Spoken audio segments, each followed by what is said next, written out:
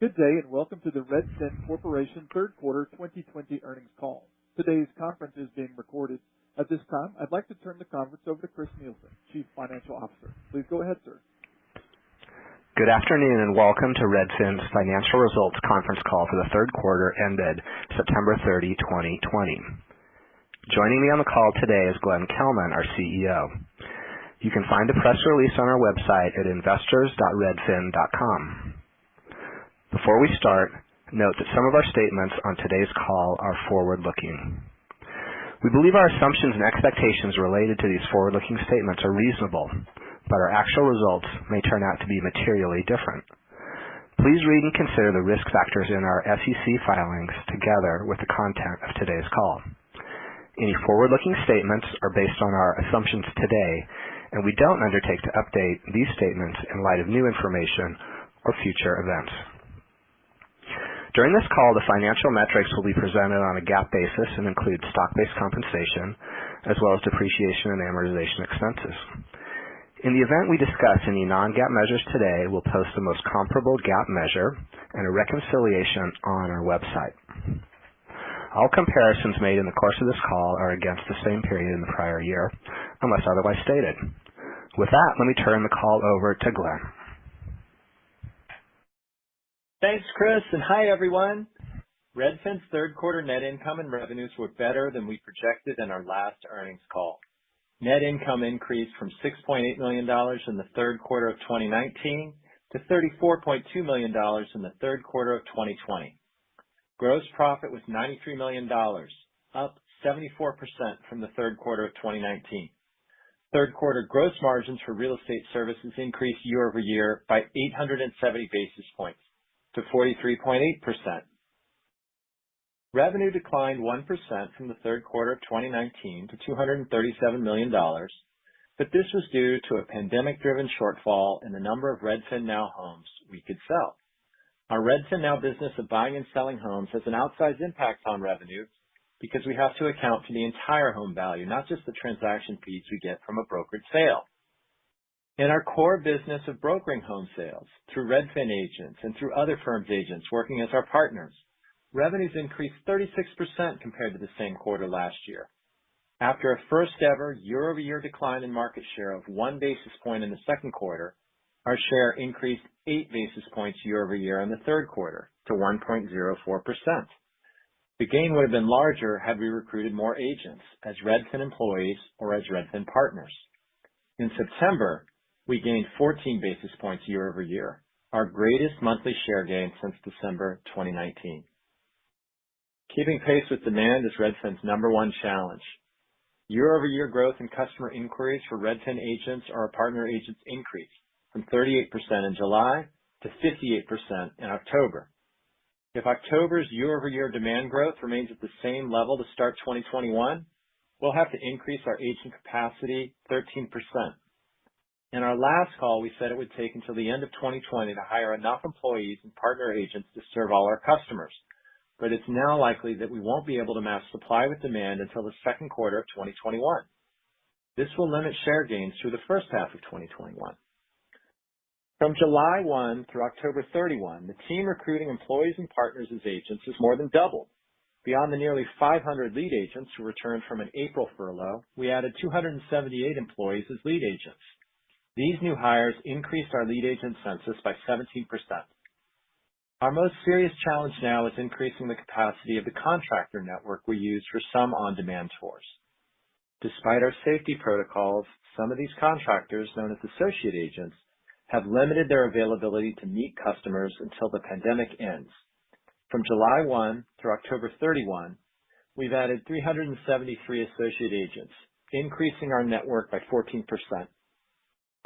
Our challenges in recruiting Redfin agents as both employees and contractors have only increased the importance of our referral partners who serve customers when Redfin agents can't. Revenues from partner referrals increased 93% year over year. We've recruited nearly 800 partners since July 1st, an increase of 17%. From July 1 to October 29th, the likelihood that a listing page we load won't have a Redfin agent or a partner agent to offer service has decreased 44%. To recruit more Redfin agents and partners, we're broadening our digital marketing expertise beyond acquiring customers to recruit agents and lenders. These campaigns can draw on formidable assets: our culture, our training programs for people new to real estate, and Redfin.com's authoritative status among hundreds of thousands of traditional agents. We don't know yet how our campaigns will perform, but our goal is to increase our capacity and our agility, letting us hire faster when demand increases. Because demand has so far outpaced our supply of agents, we put our development of 2021 mass media ads on hold. It would be madness to woo customers we aren't sure we can serve well. If conditions change, it would then take us 8 to 10 weeks to get an ad on the air. We may still run mass media ads later in 2021. In any event, we'll keep paying for direct ads, mostly through Google and Facebook, because we can target those ads to markets where we have enough agents. We project that our direct marketing campaigns will, for the first time since 2017, generate full-year contributing profits in 2020.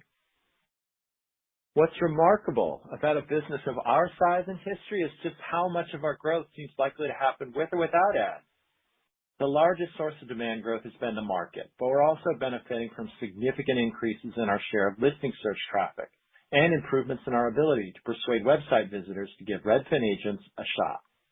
Comparing the third quarter of 2020 to the same quarter last year, average monthly unique visitors increased 38%, an acceleration from the second quarter's 16% year-over-year growth. Based on industry data about searches on Google, competitors' traffic, tours arranged by showing time, and home sales, we believe less than half of our traffic growth is market-driven.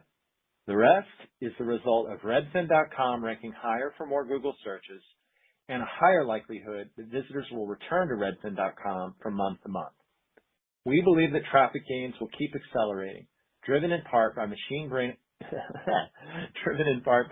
learning breakthroughs rolling out through January.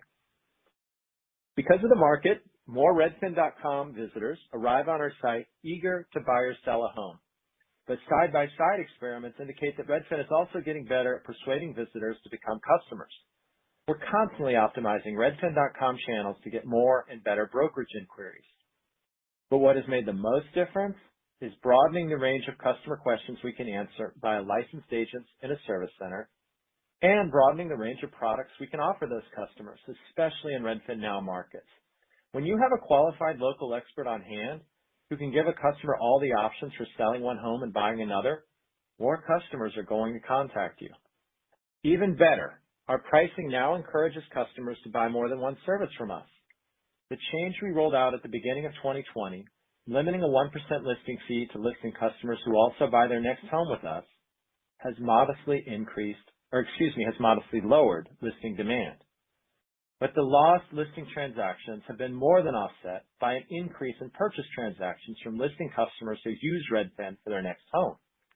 The result has been more transactions at higher overall prices. The increase in demand has been the main reason that third quarter gross margins for real estate services have improved so much year over year. Because we can't hire enough agents, we're routing nearly half our inquiries to partner agents. We generate less revenue from those referrals, but nearly all of that revenue is profit. Our brokerage is also becoming more lucrative, with revenue per sale up 13% in the third quarter of 2020 compared to the same period last year. More of our brokerage customers want expensive homes, and homes are getting more expensive, with September prices up 14% year over year. That we're meeting customers who are more serious about their move has also improved brokerage efficiency.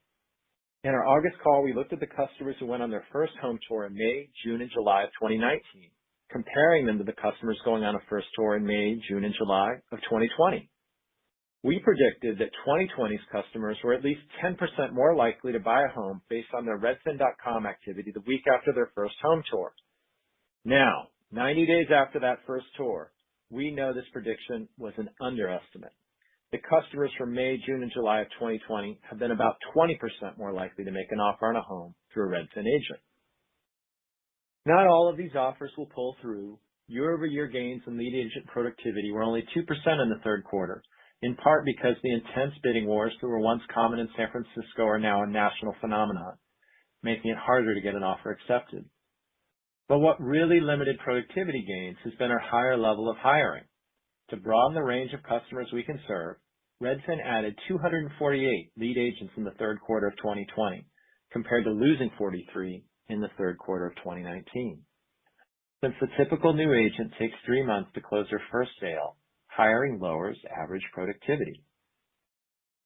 We'll keep improving lead agent productivity by reducing the number of tours with customers who have no interest in buying a home whatsoever, by adjusting the number of customers and agent supports based on our performance, by improving our systems for customer follow-up, and by attracting the best agents. But even with these improvements, as the housing boom subsides, gross margins from real estate services may decline from the elevated levels of the past 2 quarters. Some efficiency gains should carry over from 2020 to 2021, and we also expect the brokerage to keep growing. But our investment in other potentially massive businesses should also start to pay off. The new business most deeply integrated into our brokerage is Redfin Now. And the most important Redfin Now result has come from offering customers a choice between an instant offer and a brokered sale. In our last call, we reported on a pilot that used one sales force to present a Redfin Now offer and to pitch a Redfin listing consultation. This pilot doubled the rate at which Redfin Now inquiries led to sales opportunities for our listing agents. And this result gave us the confidence to expand Redfin Now aggressively, starting with the addition of our 15th Redfin Now market, Sacramento, in October. For Redfin, iBuying has only been compelling as part of a complete solution, where the essential component of that solution has always been brokerage service. Even when a pandemic has made a brokered sale less appealing, most homeowners who ask about an instant offer end up listing their home. At some point, it may also be true that most people who end up listing their home may start that process by exploring an instant offer. Other competitors are only just now beginning to realize that Redfin's holistic approach to instant offers and brokered sales is a decisive advantage over standalone iBuyers and brokers. Despite the encouraging results from an integrated sales force, Redfin Now still had to ramp up from a near standstill in the third quarter. We largely stopped buying homes in April and didn't make a significant number of offers until June. We entered the third quarter with only 17 homes to sell, 91% less than at the start of the same period last year. From the point at which a customer asks for an offer on a home, it typically takes 5 months for us to sell that home. Since we don't expect the offers we made in June to generate revenue until November, Redfin Now is unlikely to grow year over year until the first quarter of 2021. Since the Redfin Now employees returning from furlough have been busy buying homes, not preparing them for sale, Redfin Now's gross margins declined from negative 0.9% in the third quarter of 2019 to negative 7.7% in the third quarter of 2020. Even as the cost of ramping up Redfin Now's workforce of home buyers swamped our overall margins, the premium between Redfin Now's offer prices and sale prices increased. Redfin Now's profitability should be better than ever once our new employees have completed a cycle of purchases and sales. The question is whether the market will hold. It's easier to sell for a premium when market-wide prices are increasing every month we hold the home. In deciding how much to bid on a home in the third quarter, we held the line against assumptions about market-driven appreciation. But the homeowners recently evaluating Redfin Now offers haven't been willing to ignore this pandemic-driven boom. Even after accepting a Redfin Now offer, some reneged, listing the home with an agent or taking another iBuyer's offer. We're raising our offers in the fourth quarter, increasing volume at the potential expense of margin, but we still expect to be more disciplined than other iBuyers. Other businesses also have growing pains. The most serious of these are in Redfin's title business, Title Forward. We lost some employees due to a furlough, and then others quit just as demand came roaring back, which forced us to stop taking orders for most of July. We've now set up partnerships to perform the most cumbersome administrative tasks, which should lower costs, improve employee satisfaction, and let us adapt more quickly to ups and downs in demand. We've deployed new software, replacing one vendor-built system with a better one. We expect a new executive to lead this business in 2021. After losing money in 2020, Title Forward should be a reliable source of profits. Redfin Mortgage, meanwhile, had a major breakthrough, its first quarter of gross profits. Third quarter gross margins were more than 30%. Mortgage revenues for the quarter nearly tripled year over year, lifted by a near doubling in revenue per loan. With rates below 3% and competition for mortgage talent fierce, Redfin has, like many lenders, limited volume by raising loan prices. Despite increasing pay for a dozen roles, Redfin Mortgage has struggled to staff our back office, as other lenders woo entry-level workers with $20,000 or $30,000 signing bonuses. Like the brokerage, Redfin Mortgage's transaction growth is gated by our hiring, a problem we'll attack in the same way with more recruiters, new digital marketing tactics, and an ability to develop people with no industry experience. The only difference is that Redfin Mortgage probably has more untapped sources of demand than the brokerage. Even when the housing boom subsides and rates increase, Redfin Mortgage can grow fast for years. Just expanding to the West Coast will increase the percentage of our brokerage home buyers that Redfin Mortgage can serve from 65% to 94%. We've developed the ability to handle refinancing and new marketing channels for promoting Redfin Mortgage directly to millions of Redfin.com visitors, not just brokerage customers. We'll open those demand channels as Redfin Mortgage staffs up. The faster Redfin can hire, the faster we can accelerate share and revenue growth. But what matters most is hiring the best, most diverse workforce, not filling positions quickly. For many roles, and especially senior roles, our recruiters must interview at least one candidate from an underrepresented group. The goal of this slating program has been to broaden our recruiting networks, but what may matter more is that our rapidly growing recruiting team itself has become more diverse. One result, the percentage of Redfin employees who are people of color increased from 31% in June to 32% in September. That gain is encouraging, but we've been focused on diversity long enough to know that recruiting people of color is only half the battle. Redfin has to be a great place for Black, Latinx, Asian, and Indigenous employees to move up. In August, we changed the promotion policies for our largest group of employees, real estate agents, eliminating customer survey data as a criterion. I've been an advocate for using this customer service satisfaction data to avoid manager bias and to focus Redfin on customers over profits. Since some customers express dismay toward a Black agent the moment he steps out of his car, we just need to be as vigilant against customer bias as manager bias.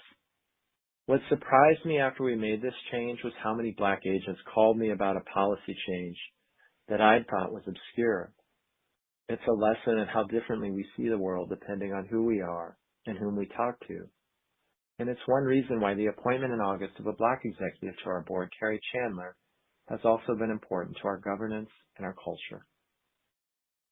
Before turning the call over to Chris, let's assess the housing market. When I was a kid, the scariest movie I ever saw was The Thing. It was about a monster that killed people in an Arctic research station and then impersonated them. The only way you could identify the monster was by testing a small blood sample with a probe, at which point the blood exploded and Kurt Russell blasted another one of his colleagues with a flamethrower. This analogy makes no sense, except the images of the exploding blood and the flamethrower are what always come to mind when people ask me about today's housing market. That scene is also a good reminder to treat colleagues under pressure with kindness. Mortgage rates are at 2.8%, a record low. The number of homes for sale in September was down 23% to a record low. 34% of September sales were for above the asking price compared to 23% last September. 48% of listings accepted an offer within 2 weeks of their debut, up from 35% last September. And October is likely to be even more intense. September pending sales increased 33% year over year, while home sales increased less, 18%. Millennials who grew up buying textbooks on Amazon have come of home buying age, with a lower proportion of U.S. home sales coming from the baby boomers who have been so hesitant to try a new service like Redfin. People are moving to idyllic places where they never thought they could both live and work, like Bend, Oregon. They're also moving to the outlying areas of New Jersey. Home buyers still want houses in expensive coastal cities, but urban condos, long prized for their proximity to an office, are now hard to sell. We can argue about how many folks plan to leave the most expensive cities, but the larger issue is that almost no one's taking their place. Inventory is up 51% in San Francisco and up 20% in New York City. Meanwhile, builders who at the start of this bull market were focused on urban infill now have the confidence to undertake large developments on cheap land far from urban centers. The October Builder Confidence Index is at its highest recorded level. Nearly 1 in 6 listings on the market is newly built, up from 1 in 7 a year ago. Pre-sales, where a buyer commits to a home still being built, have become more common. This won't last forever, or even for another week if our society can't keep it together for the time it takes to count all the ballots. But what's most likely is that the housing market stays strong heading into 2021. And even when the market cools, the capacity we're building now will be put to good use. Our bets on the future aren't based on a boom, but on competitive advantages more than a decade in the making. With that, let's hear from Chris. Thanks, Glenn. As we continue to deal with the impacts of COVID-19, our third quarter results exceeded our revenue and profit projections. Third quarter revenue was $237 million, down 1% from a year ago. Real estate services revenue, which includes our brokerage and partner businesses, increased 36% year over year. Brokerage revenue, or revenue from home sales closed by our own agents, was up 33% on an 18% increase in brokerage transactions. Revenue from our partners was up 93% on a 48% increase in partner transactions. The properties segment, which consists of homes sold through our Redfin Now program, generated $19 million in revenue, down 76% from 1 year ago. As Glenn mentioned, this decline was the result of having halted Redfin Now purchases in April and May, so we just didn't have much inventory as we started the third quarter. Our other segment, which includes mortgage, title, and other services, contributed revenue of $8.5 million, an increase of 65% year over year. Total gross profit was $93 million, up 74% year over year. Real estate services gross margin was 43.8%, up 870 basis points year over year. This was primarily attributable to a 350 basis point decrease in personnel costs and transaction bonuses, a 300 basis point decrease in home touring and field expenses, a 60 basis point decrease in listing expenses, and a 40 basis point decrease in occupancy and office expenses, each as a percentage of revenue.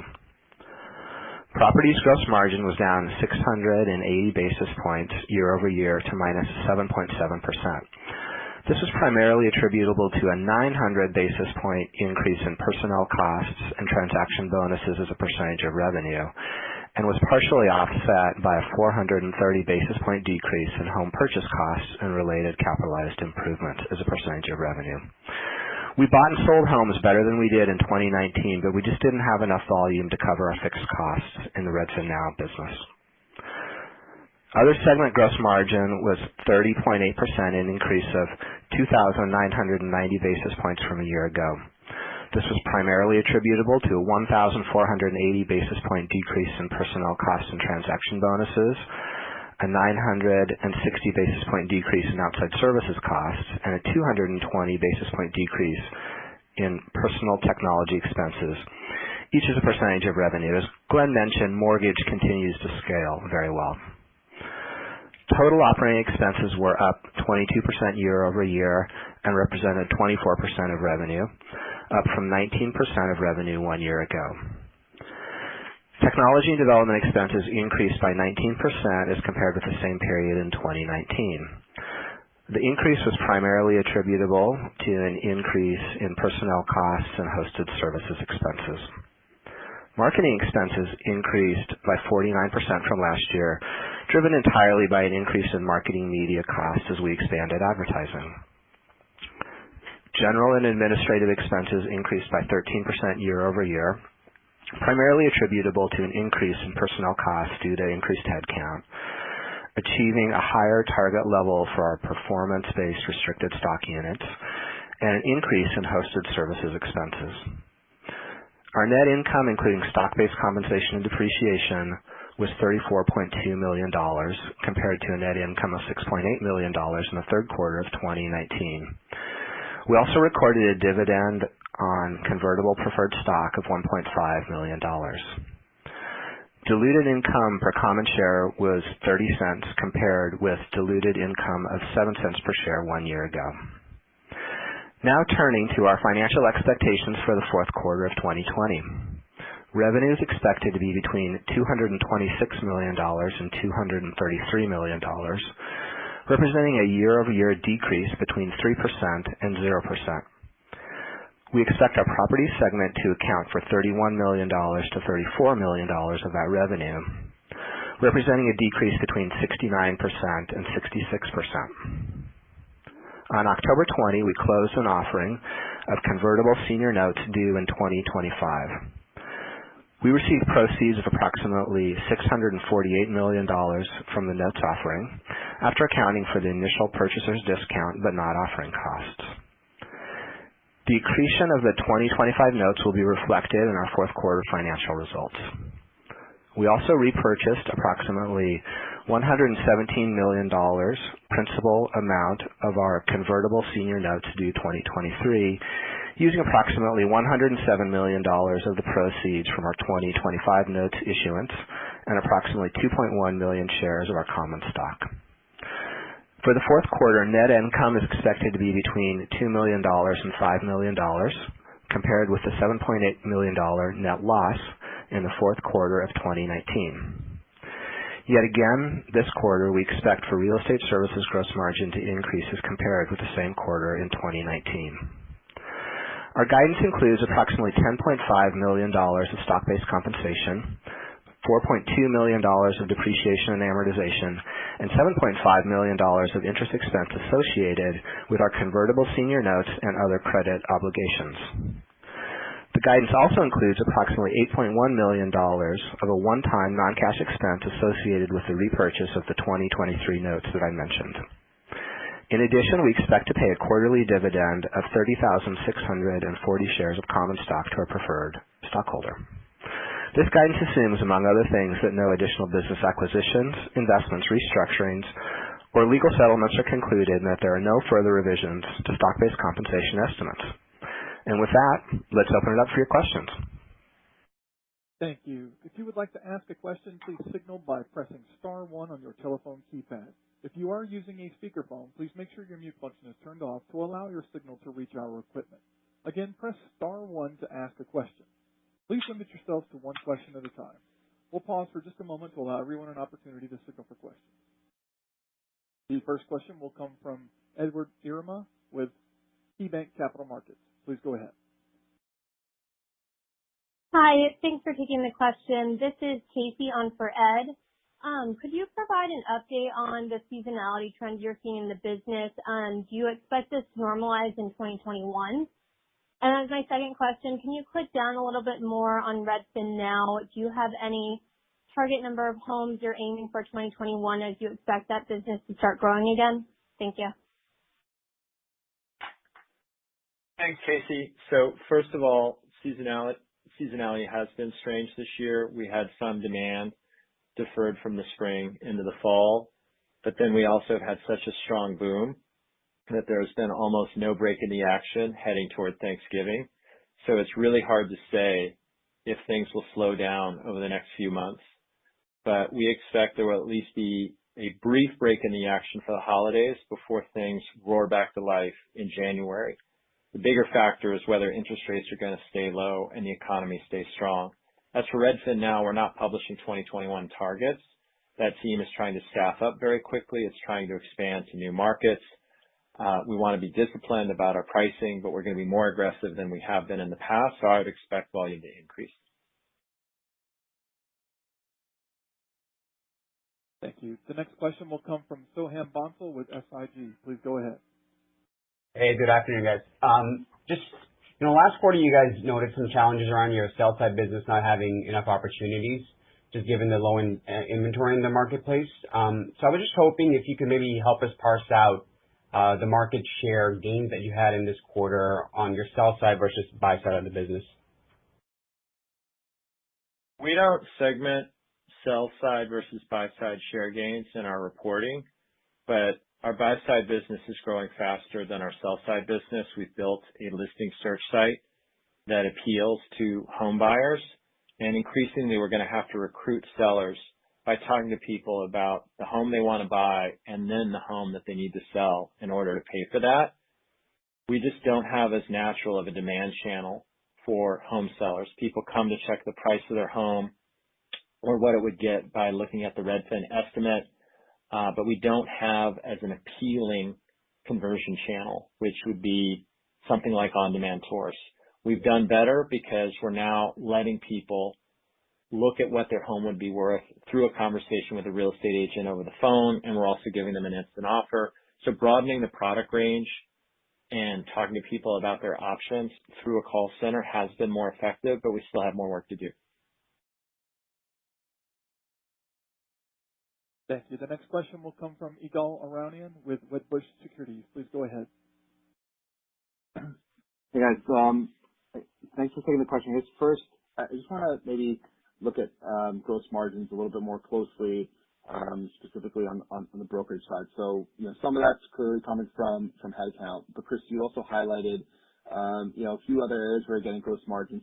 So kind of cycle through this, hiring catches up, maybe demand slows down a little bit. I'm trying to understand how much of what we're seeing is structural from things that you guys have implemented to structurally make the margins higher versus, things that might settle back down when hiring is more normalized and the environment is a little bit more normalized. I think that's the first one. I think it's really hard to parse between those two things right now. We do think that we've implemented some programs, made some improvements that have made fundamental differences on gross margin that, should drive through going forward.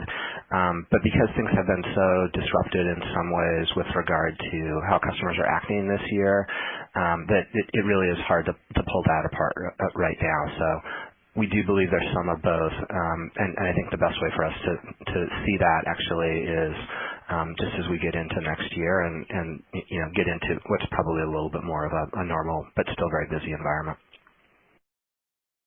Okay, thanks. That's helpful. And then maybe Glenn, you gave a lot of good color on Redfin now and the iBuyer model and kind of what's happening in a hot market, having to pay higher fees and all that.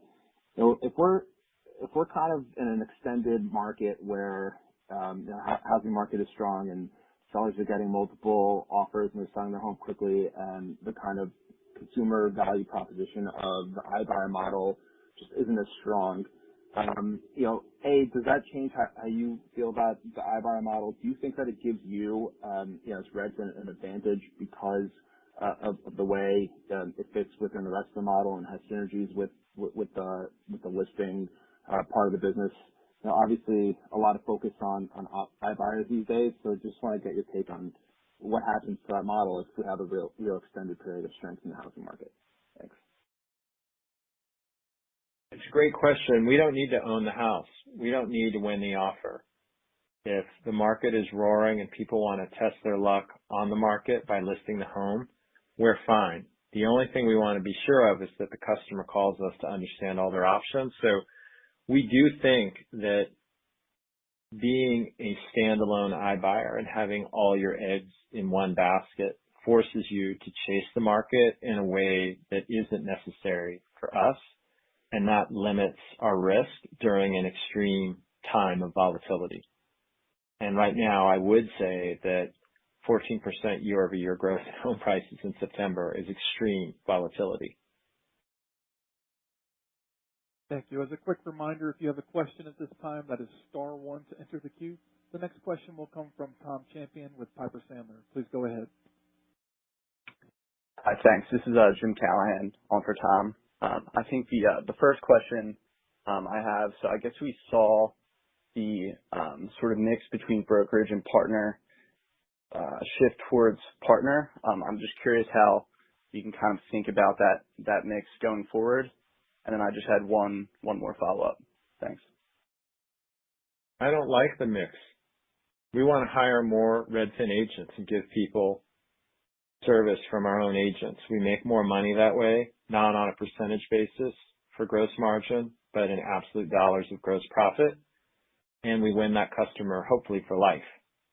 So the reason the mix has shifted is because we can't hire fast enough, and it improves gross margins as a percentage. But I think we'll take more share when we serve those customers ourselves because we have a higher close rate when we meet the customer ourselves. We deliver what I believe is a better product for most customers. What's the follow-up? Awesome. That's helpful. And then I guess with Redfin now, I'd be curious if COVID has kind of changed your approach at all when looking at markets to enter into with Redfin now. Thanks. I don't think COVID has affected it as much. I understand the argument for a contactless sale where you don't have people tromping through the house as the owner and instead you vacate and let Redfin handle it or another iBuyer. What influences us more is just the success of our efforts to upsell. It used to be that when we got a Redfin Now offer, if the customer didn't take it, we lost that customer. But now, increasingly, the customer calls us about a Redfin Now offer, decides against it, wants to list the home because the market's moving so fast and they want to take advantage of that, and we're able to be their listing agent. And if you couple that with some of the challenges we've had at converting website visitors to listing customers, we now have a product that is very effective at converting people off the website into inquiries who are looking to liquidate their home, and most of them are going to choose to liquidate it through a brokered sale. So I think that experiment, more than anything else, has made us bullish about Redfin Now, not just as a standalone product, but as part of this complete solution. And COVID hasn't been as relevant of a factor. Early in the pandemic, some sellers were really wary of having people walk through the house. There's still some of that, but I think they're just greedy too now, where they think, gosh, I can probably sell it in a week. People are going to be walking through the house, but that extra $20,000, $30,000, $50,000 of upside is going to be in my pocket and not somebody else's. Thank you for the question. I'm showing no further questions at this time. This concludes today's conference. You may now disconnect your line and enjoy the rest of your day.